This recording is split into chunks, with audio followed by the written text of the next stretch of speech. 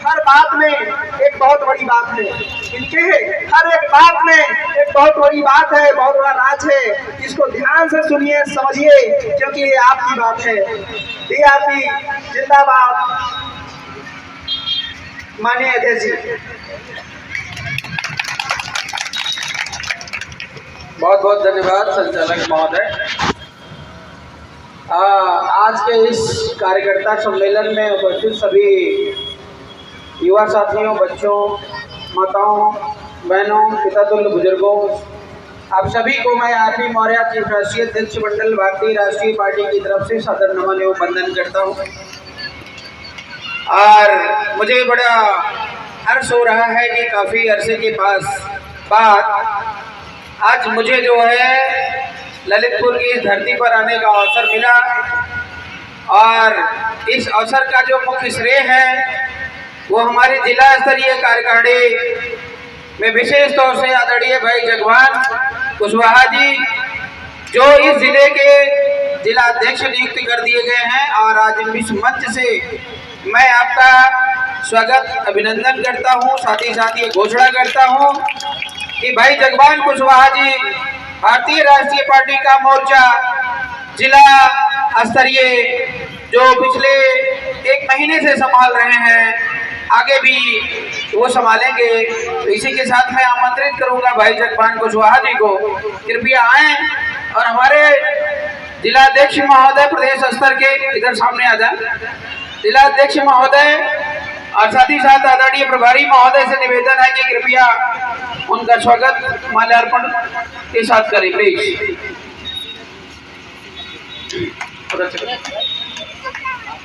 नहीं, आप अपना पहले उधर करवाइए।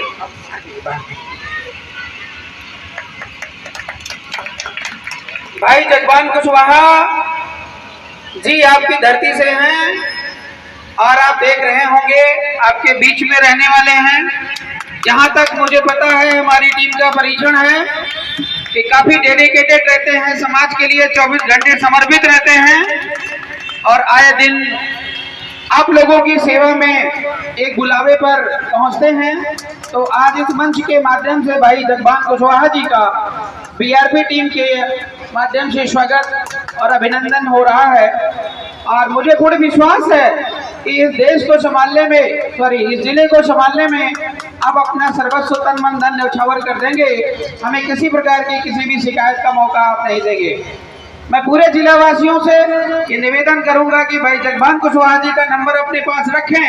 अगर किसी प्रकार की कोई समस्या होती, कोई प्रॉब्लम होती, जैसे कि हमारे प्रभारी महोदय जी ने बताया कि भारतीय राष्ट्रीय पार्टी सत्ता में आने के बाद जो करेगी सो करेगी, लेकिन भारतीय राष्ट्रीय पार्टी ने अभी से अपना कारवां शुरू कर दिया है।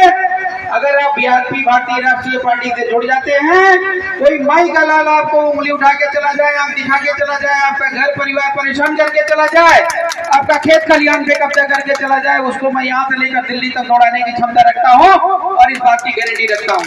जगवान कुशवाहा जी का नंबर अपने पास रखिए और साथ ही साथ मेरा भी नंबर अपने पास रखिए। रात को 2 बजे 3 बजे जब भी आपको कोई समस्या हो, कोई पुलिस वाला काम नहीं कर रहा है, बदमाशी कर रहा है, लूट घसोट कर रहा है, कोई दबंग आदमी आपको परेशान कर रहा है, आप डायरेक्ट एक फोन करिए, 5 मिनट के अंदर आपकी समस्या का समाधान होना शुरू हो जाएगा। और इसी के साथ हमारे बहुत ही समर्पित कार्यकर्ता कहें और धीरे धीरे वो बहुत बड़ी पोजीशन पर आ चुके हैं। और इस कार्यक्रम का पूरा का पूरा जो मैनेजमेंट है वो उसमें उनकी बड़ी सहभागिता रही है आदरणीय अध्यक्ष के माध्यम से। तो भाई संतोष कुशवाहा जी हमारे बीच में हैं और आप जो है इधर आइए। हाँ, मैं चाहूंगा कि माला फूल से आप स्वागत करें बीआरपी टीम के द्वारा। भाई संतोष कुशवाहा जी आपके क्षेत्र से हैं, जैसा कि मुझे इस क्षेत्र के बारे में पता है, योगी आदित्यनाथ जी के लिए ललितपुर लावारिस की तरह है। एक जैसे बेटे दो होते हैं, एक माँ का बेटा होता है सगी माँ का, और एक कोई दूसरी माँ होती है तो उसके साथ भेदभाव किया जाता है। तो कहीं ना कहीं योगी आदित्यनाथ जी उत्तर प्रदेश की सरकार के माध्यम से ललितपुर को दरकिनार किया जाता है। और ये ललितपुर से की धरती से जन्मा हुआ ये लाल, अगर आप इनके भाषण और स्पीच की बात में नहीं करूंगा, धीरे धीरे सभी लोग सीख रहे हैं, लेकिन पूरे के पूरे देश या पूरे के पूरे प्रदेश को, सिस्टम को हिलाने की क्षमता भाई संतोष कुशवाहा जी, जो आपके जिला ललितपुर से होने के बाद इस उत्तर प्रदेश के मीडिया प्रभारी भी हैं। पूरे मीडिया का प्रभार आप संभालते हैं और बहुत ही तन्मयता के साथ हमारी जो समस्याएं होती है, जनता की जो समस्याएं होती हैं, वो पुलिस प्रशासन या सरकार के कानों तक पहुंचाती है। साथियों बैठ जाइए प्लीज।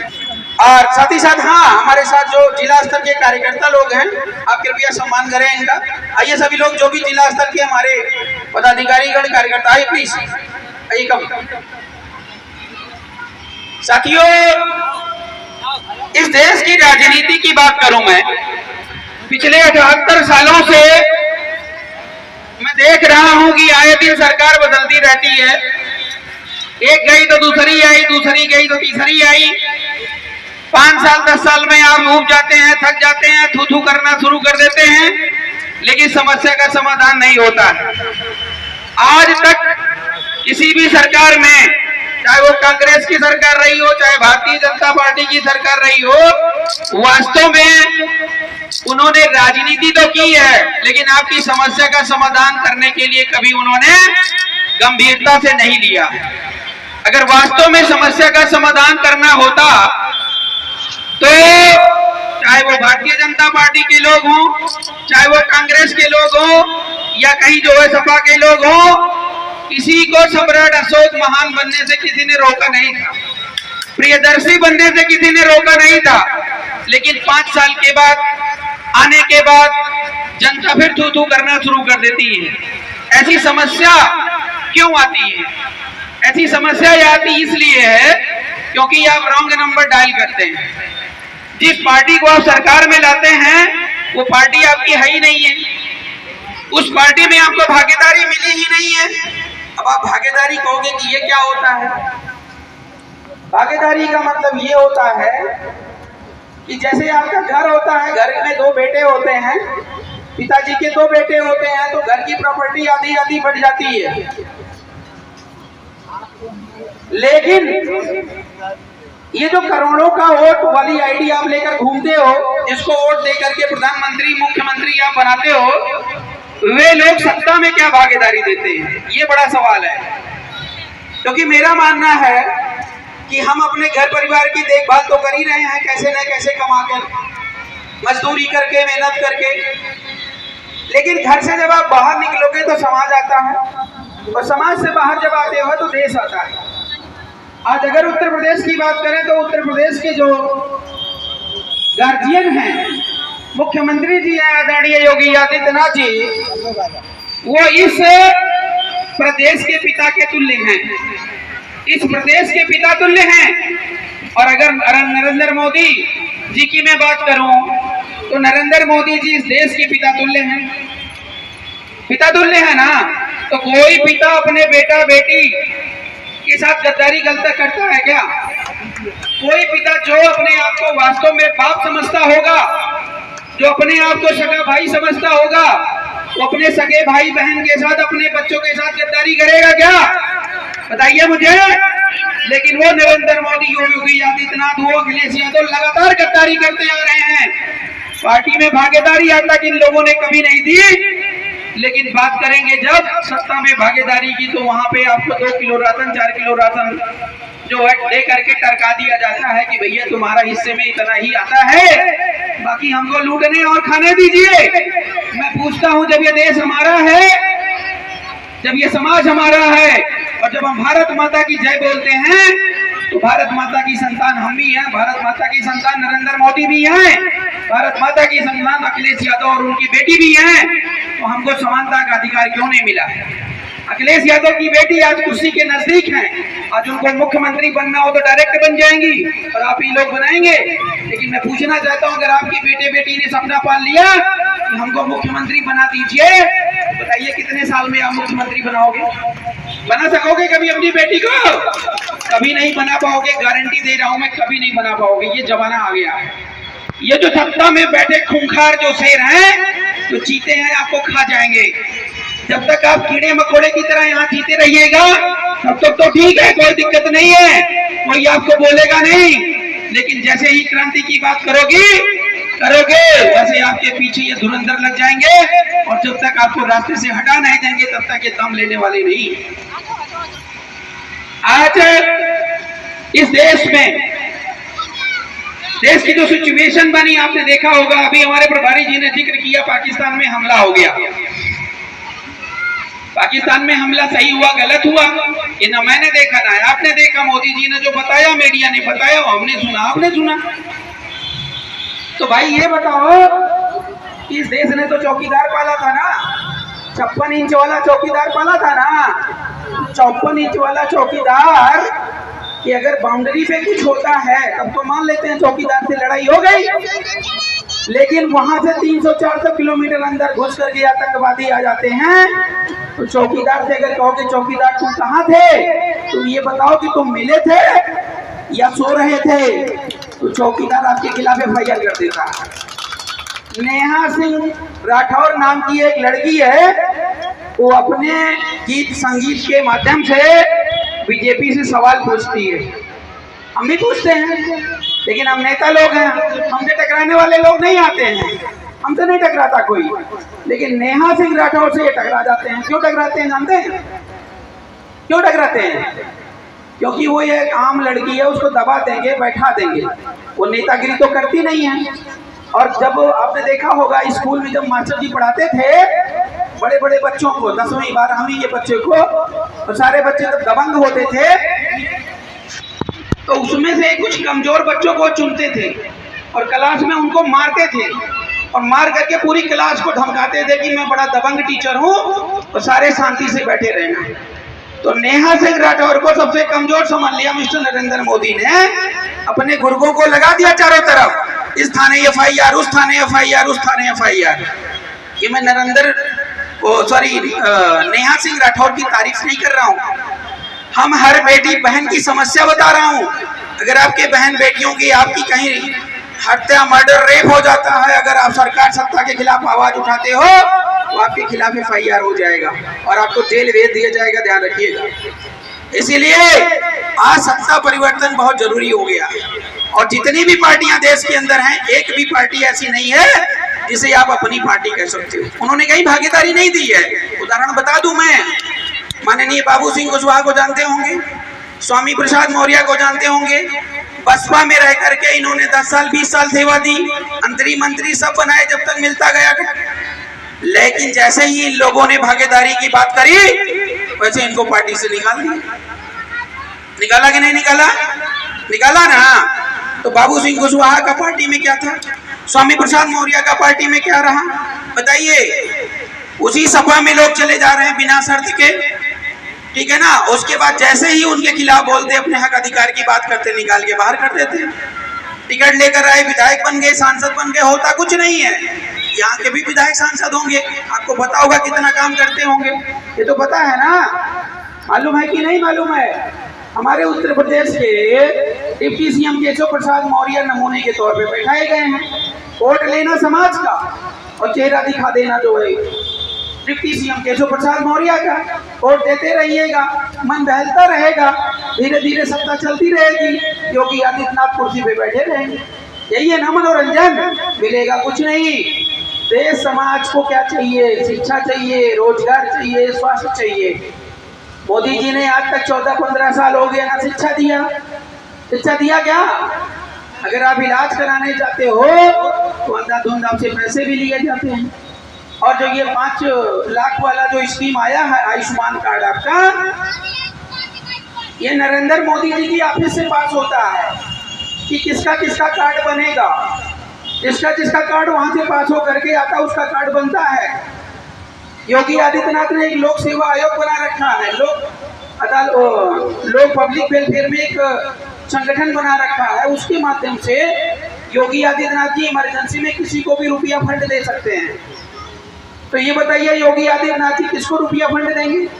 जो पार्टी में भागीदारी नहीं दे सकता है, जो शिक्षा फ्री में नहीं दे सकता है, जो रोजगार फ्री में नहीं दे सकता है, जो स्वास्थ्य सेवा फ्री में नहीं दे सकता है, जो हमें न्याय नहीं दे सकता है, वो आपको पैसे देगा? सोच सकते हैं क्या? मुझे बताइए। तो आप लोग अपने गार्जियन प्रदेश के हो या देश के हो, ऐसे लोगों को आप चुन रहे हैं जो आपके मित्र नहीं, आपके शत्रु हैं। राजनीति ये कहती है कि देश की जनता जितनी परेशान होगी, जितनी मरेगी, जितनी शोषण के शिकार होगी, उतना बढ़िया सत्ता चलेगा। मैं दिल्ली में रात भर गाड़ी चला करके आपके बीच में पहुंचा हूं, जितने की मैंने पेट्रोल और सीएनजी नहीं डलवा दी, उससे ज्यादा तो टैक्स हो गया। बताइए मुझे। गाड़ी जब मैं लेता हूं तो एक बार टैक्स ऐसे ले ली, उसके बाद लगातार टैक्स वसूल रहे हैं, जैसे लग रहा है उनके पापा जी कमा कर हमारे पास भेजे जा रहे हैं मेरे अकाउंट में। भैया देते जाओ। तो जब एक बार तुमने टैक्स ले लिया तो दोबारा टैक्स क्यों ले रहे हो? तो पूरे देश को बेचा जा रहा है प्राइवेट कंपनियों को, और कंपनियां लगा करके उनको बोला जाता है कि ये रोड बना दो, वो रोड बना दो, बनाने के बाद जनता से वसूलते रहो। कोई दिक्कत नहीं, थोड़ा मुझे भी दे दो, थोड़ा तुम्हें भी दे दो। तो ये देश के अंदर चल रहा है। तो कुल मिलाकर मेरा यही कहना है कि वास्तव में अगर राजनीति की बात आप करोगे, राजनीति जरूरी है, जैसे आपको ऑक्सीजन जरूरी है, खाना जरूरी है, पीना जरूरी है, वैसे ही राजनीति जरूरी है। अगर जरूरी नहीं होता है तो नरेंद्र मोदी जी पिछले 14 साल से ईवीएम की चोरी करके बार बार प्रधानमंत्री नहीं बन रहे होते। सोचो जरा, नहीं बन रहे होते ना। बार बार लोगों ने बोला कि ईवीएम से चोरी होती है। हमको बोलो ना कि आरपी मौर्य जी ने आपने चोरी की, मैं अभी तुरंत जेब दिखाऊंगा। लो भैया आपका 500 चोरी हो गया, 1000 हो गया, देख लीजिए, मैं आपके सामने खड़ा हूँ। तो नरेंद्र मोदी जी के बार बार ऊपर आरोप लग रहा है ना कि आप चोरी करके सरकार बना रहे हो। तो जब चोरी करके सरकार बना रहे हो तो एक बार खोल दो कि भाई जाओ एक बार बैलेट पेपर से चुनाव करवा लो, आपको पता चल जाएगा कि नरेंद्र मोदी जी प्रधानमंत्री बनते हैं कि कोई दूसरा बनता है। लेकिन नरेंद्र मोदी जी का माइंड इतना सातिर है कि आपकी हिस्से की रोटी छीन के बंदा आपके सामने खा जाएगा, आपको तड़पते तड़पते हुए मरता देखेगा और उसको खुशी का आनंद होगा। ऐसा व्यक्ति हमारे देश का प्रधानमंत्री है। ऐसे लोगों को आपने प्रधानमंत्री बना दिया है। भारत देश के पूरे सिस्टम को अपने कब्जे में करके रखा हुआ है और पूरे सिस्टम में हर व्यक्ति को गुलाम बनाकर रखा हुआ है। ऐसा हमारे देश का प्रधानमंत्री। भूख लगी है सत्ता की, लेकिन सत्ता में आपको हिस्सेदारी भागीदारी नहीं बनेगी। अभी जब पहलगांव में अटैक हुआ तो नरेंद्र मोदी जी बिहार चले गए, बताओ वोट मांगने के लिए। अरे 2-4 दिन बीता नहीं, हमारी माताएं बहनें का गुस्सा शांत नहीं हुआ, अपने बेटे बेटियों का दर्द शांत नहीं हुआ। नरेंद्र मोदी जी जाकर के बोल रहे हैं वहां अंग्रेजी झाड़ रहे हैं बिहार के अंदर। अरे बिहार वालों को तुमने अंग्रेजी सिखाई है जो अंग्रेजी झाड़ रहे वहां पर? मुझे बताओ। इन बच्चों के सामने मैं अंग्रेजी बोलूंगा, आपके सामने मैं अंग्रेजी बोलूंगा, जब अंग्रेजी सिखाऊंगा तभी तो अंग्रेजी में समझाऊंगा। मोदी जी बिहार जाकर के देख लीजिए, वहां कितना पछड़ा हुआ है, वहां सब गुंडे माफियाओं का राज है, और आप जाकर के वहां पे अंग्रेजी में लेक्चर दे रहे हैं कि हम पाकिस्तान को उड़ा देंगे। अरे पाकिस्तान को उड़ा देंगे, एक कैदी को लेकर जाकर के सेना को वहां पर जमा करके बैठा हुआ है, कितने दिन हो गया, काहे नहीं उड़ा दे रहे हो? तो कुल मिलाकर के देश के अंदर इनको पता है कि हिंदू मुस्लिम की लड़ाई करवाओ और जनता को धर्म के नाम पर सत्ता अपने कब्जे में कर लीजिए और सत्ता बरकरार रखिए। देश के अंदर अगर बोलो प्रधानमंत्री मोदी नहीं तो कौन, मोदी नहीं तो कौन, कोई उत्तर ही नहीं। अरे भाई प्रधानमंत्री, ये देखो सब प्रधानमंत्री बन बैठे हैं, करते हैं कुछ क्या प्रधानमंत्री? जिसको चाहो उसको प्रधानमंत्री बना दो। मैं कह रहा हूं नरेंद्र मोदी से बढ़िया काम करेंगे, लेकिन ये कर पाओगे आप? आपको वोट का अधिकार है, लेकिन खत्म हो गई व्यवस्था। नेता जो आजकल के आते हैं वे दलाली करते हैं, दलाली। अगर उनको नेता बनना होता है, नेता किसी पार्टी में गए, विधायक बन गए, सांसद बन गए, इससे ज्यादा कुछ नहीं। वो क्रांति नहीं करते हैं। क्रांति कौन करता है? जो इस प्रकार का मिशन लेकर के चलता है। और इस पार्टी में पूरी भागीदारी आपको मिली है, आपकी महिलाओं को 50% की भागीदारी। आप किसी भी जाति बिरादरी के हो, हमारे पार्टी में 4 राष्ट्रीय अध्यक्ष हैं इस समय। हमने हर बिरादरी के राष्ट्रीय अध्यक्ष को जिम्मेदारी दे रखी है। भैया अपनी अपनी बिरादरी संभालो और पार्टी आपकी है, बहुमत पास करो, सिद्ध करो, जो चीज सही है वो लागू करो।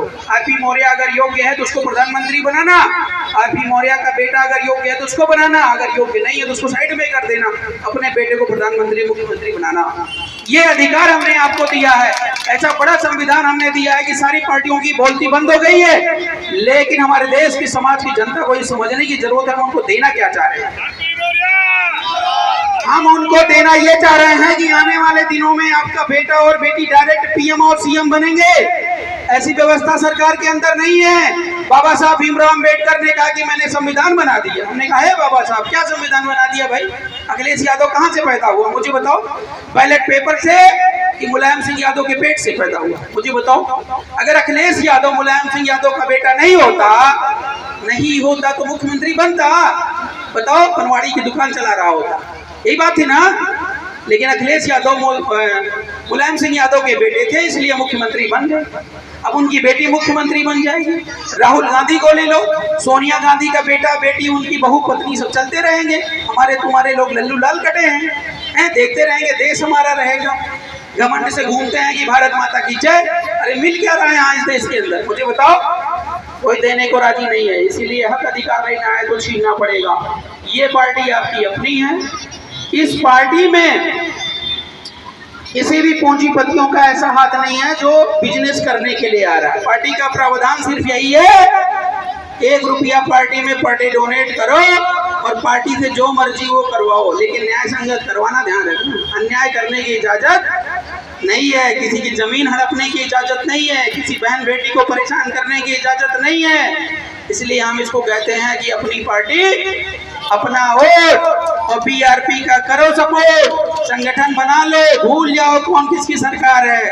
आप लाखों हजारों की संख्या में इकट्ठा हो जाओ, चाहे अखिलेश यादव हो गए, चाहे योगी आदित्यनाथ हो गए या कोई भी सरकार हो गए, जब कहो जहां कहो वहीं पे घुटने टेकने के लिए मजबूर कर देता हूं। तो मुझे बड़ी खुशी है और आज काफी विलंब भी हो गया और जो है हमारे काफी जो साथी लोग बोले हैं इन सबको आपने सुना ही है। और मुझे गर्व है कि लगातार जो है बीआरपी का कारवां बढ़ रहा है और मुझे इस बात का पूर्ण विश्वास है कि आप लोगों के माध्यम से जो भी काम अभी बीआरपी का हो रहा है और ये बीआरपी का कारवां रुकने वाला नहीं है। और फिर अगर मीटिंग प्रोग्राम होता है, इस प्रकार का कार्यक्रम होता है, मैं फिर ललितपुर आऊंगा, क्योंकि मुझे उस पर्टिकुलर इलाके से बहुत प्यार हो जाता है जहाँ के लोग शोषित और वंचित होते हैं। हमारे ललितपुर से किसी भाई ने मुझे फोन किया, बोला सर हमको बुंदेलखंड अलग करना है। तो बात तो जायज है, क्योंकि कहाँ उत्तर प्रदेश का वो लखनऊ केंद्र, कहाँ ये बुंदेलखंड। हमारे यहाँ 3 राज्य क्रॉस करके आ रहे हैं। यहाँ तक योगी आदित्यनाथ को आना हो तो प्यास के मारे वापस लौट जाएंगे, हैं? पानी की बड़ी किल्लतें होती होंगी। तो मेरा ये कहने का मतलब, अगर आंदोलन ऐसा होता है कि भाई बुंदेलखंड को अलग करना है, या तो समस्या का समाधान निकालो या तो अलग करो, छोटे छोटे टुकड़ों में करो। उनको हक अधिकार तो मिलना चाहिए ना भाई। अगर हम लोग एक साथ रह करके, ज्वाइंट फैमिली में एक साथ रह करके अगर हम लोग विकास नहीं कर पा रहे हैं, तो मैं तो कहता हूँ भैया 4 भाई हो, थोड़ा थोड़ा करके बांट लो, अलग अलग खाओ, ईमानदारी से कमाओ, ईमानदारी से रहो, तो प्रेम से रहो, क्या दिक्कत है? अपने घर का विकास करो, अपने बच्चों को पढ़ाओ। लेकिन एक परिवार में रख करके आप जो है अपने बच्चों को नहीं पढ़ा पा रहे हो, देखा दाखी करके बच्चे बर्बाद हो रहे हैं, तो ऐसी ज्वाइंट फैमिली की जरूरत नहीं है। तो मैं उस बात का समर्थन करता हूं। आने वाले दिनों में इस पर भी अगर आंदोलन हुआ या आंदोलन करने का मौका मिला तो निश्चित तौर पर बुंदेलखंड अलग करने के समर्थन में भारतीय राष्ट्रीय पार्टी काम करेंगे, जिसमें से आप सभी का पूर्ण सहयोग जो है वो प्रार्थनीय है। और दूसरी बात ये बता दूं कि ये आरपी मौर्य पहली बार आया, 2 महीने की मैं जीवन दर्शन यात्रा भी पूरे उत्तर प्रदेश का भ्रमण किया, लेकिन ये ललितपुर सेक्शन छूट गया था।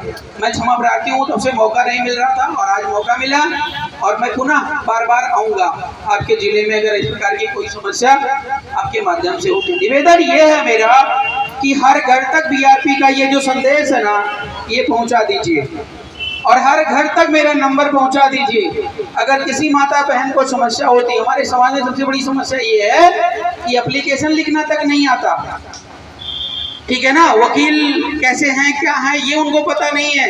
थाने में चले गए, लिखना कुछ और, लिख करके एप्लीकेशन ऐसे दे दिए। और ये एप्लीकेशन जो लिखी जाती है ना, उसके तौर तरीके से FIR की जो धारा है वो बदल जाती है। इसलिए अगर आपको कहीं कोई समस्या हो तो 24/7 आप मुझे संपर्क करो। मदद करने लायक वाली कंडीशन रहेगी तो मदद की जाएगी, नहीं वो कंडीशन है तो आपको सजेशन दिया जाएगा, आपका एप्लीकेशन तैयार कर दिया जाएगा, बता दिया जाएगा हमारी लीगल टीम के द्वारा, और आप उस आधार पे प्रोसीड करेंगे। अगर आपने शुरुआत में ही गलत कर दिया, आपने न्यू ही खराब कर दिया, तो बड़ी बिल्डिंग नहीं बनती है, अपराधी बच के निकल जाते हैं, ध्यान रखिएगा। और कहीं पर भी कोई बीमार होता, परेशान होता है, इलाज करवाना, कुछ भी करवाना है, एक बार जरूर संपर्क करो कि भैया हमको क्या करना है, क्योंकि हमारा समाज ज्यादा प्रताड़ित ये हो जाता है कि उसको पता ही नहीं होता हम करेंगे। 100 नंबर कब डायल कर रही है मुझे नहीं पता, 100 नंबर वालों का क्या काम है ये मुझे नहीं पता। 100 नंबर बुलाए, इधर उधर लेकर होती, और वो भी जब केस खत्म हो गया तीसरे दिन बुला रहे हैं 100 नंबर। तो ऐसा नहीं है। हमारे जो पुलिस अधिकारी लोग हैं वो सब भाई लोग हैं और जॉब कर रहे हैं, नौकरी कर रहे हैं, समझ रहे हैं ना।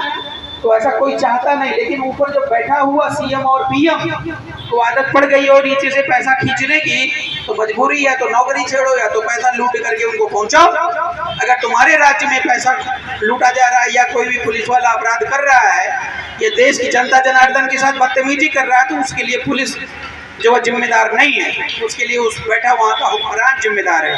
और इसके लिए मैं नरेंद्र मोदी और मुख्यमंत्री योगी आदित्यनाथ, ये जो भी सत्ता आती है उनको मैं जिम्मेदार समझता हूँ।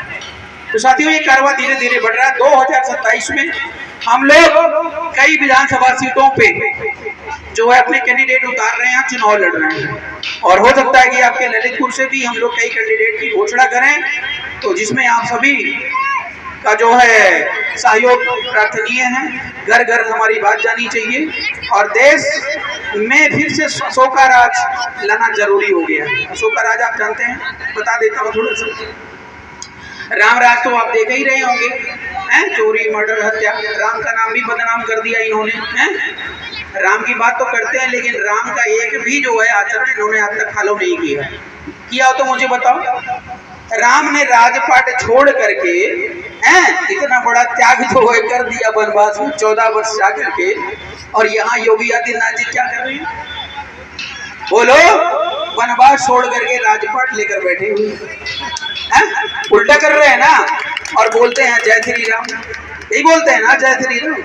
अरे भाई, जब जय श्री राम बोल रहे हो तो जय श्री राम का आचरण तुम मानो, त्याग तो करो, हैं? तो ये समस्या है कि राजनीति में जो बोलते हैं वो करते हैं। इस राजनीति में बहुत बड़े बदलाव लाने की जरूरत है, और प्लेटफॉर्म आपके लिए जरूरी है। ये प्लेटफॉर्म नेहा सिंह राठौर ने नरेंद्र मोदी को बोला, पूरे देश में हंगामा मच गया, लेकिन नरेंद्र मोदी जी को क्या नेहा सिंह से डर है मुझे बताओ। 4 दिन के बाद जो है नरेंद्र मोदी जी कोई दूसरा सिक्का खेल देंगे, भूल जाएंगे लोग नेहा सिंह राठौर ने क्या कहा था।